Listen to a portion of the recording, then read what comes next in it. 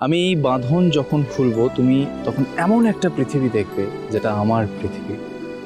সেই পৃথিবীতে আমার ইচ্ছে মতো সবকিছু যাবে আমার পৃথিবীতে।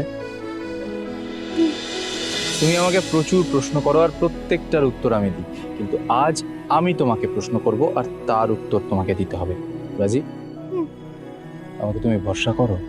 নিজের থেকেও বেশি।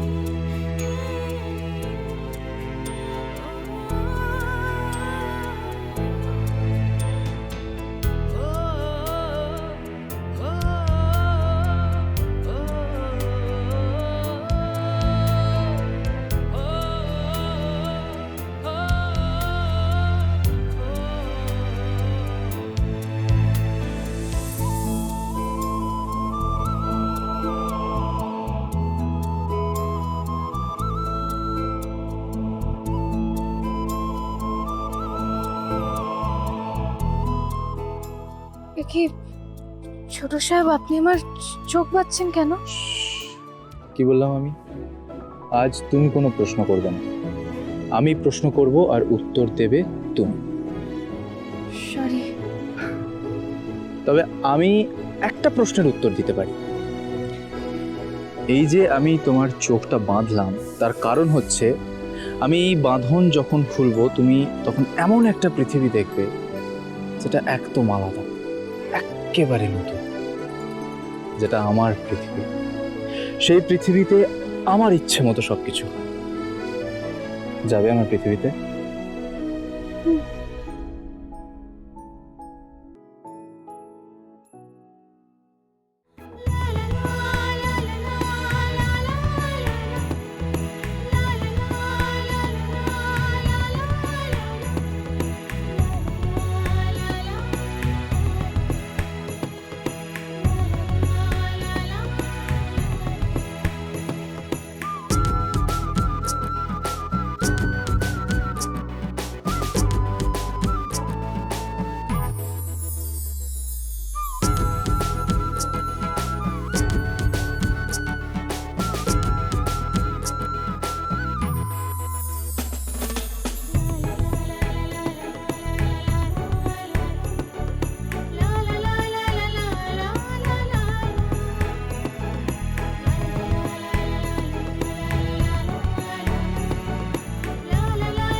জানো কুসুম, আজ থেকে 1 বছর আগে আমি ভীষণ আনন্দে ছিলাম, ভীষণ খুশি ছিলাম, কিন্তু তারপরেও আমার মনের মধ্যে একটা শূন্যস্থান সবসময় ছিল। আর মনে হতো সেই শূন্যস্থান পূরণ করার জন্য আমার জীবনে কারোর আশাটা খুব দরকার। ঠিক সেই সময় একটা অজানা ঝড় মালদা থেকে উড়ে এলো চন্দননগরে।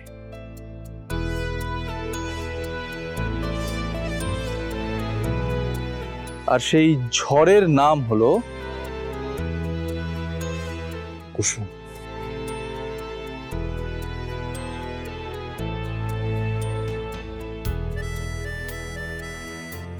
ছোট সাহেব, এই ফুল কেন? আজ আমি প্রতিটি সুগন্ধি স্মৃতি তোমার চুলে সাজাবো কুসুম। সেই মেয়ে যখন প্রথম গাঙ্গুলি বাড়িতে পা রাখলো, প্রথম দিনই সে তার দেবীমার কাছে থাপ্পড় খেয়েছিল। দেবীমার শাড়ি আটকে গেছে। দেবীমার শাড়ি ছেড়ে ফেললাম। কিন্তু অদ্ভুতভাবে সেই কুসুম সরকার তার দেবীমার চরকে রাগ হিসেবে নয়, আশীর্বাদ বা প্রসাদ হিসেবে গ্রহণ করেছিল। আজ পর্যন্ত আমাদের মাকে আমি আর ঈশানের পর যদি কেউ নিঃস্বার্থভাবে ভালোবেসে থাকে, সেটা হলে তুমি কুসুম।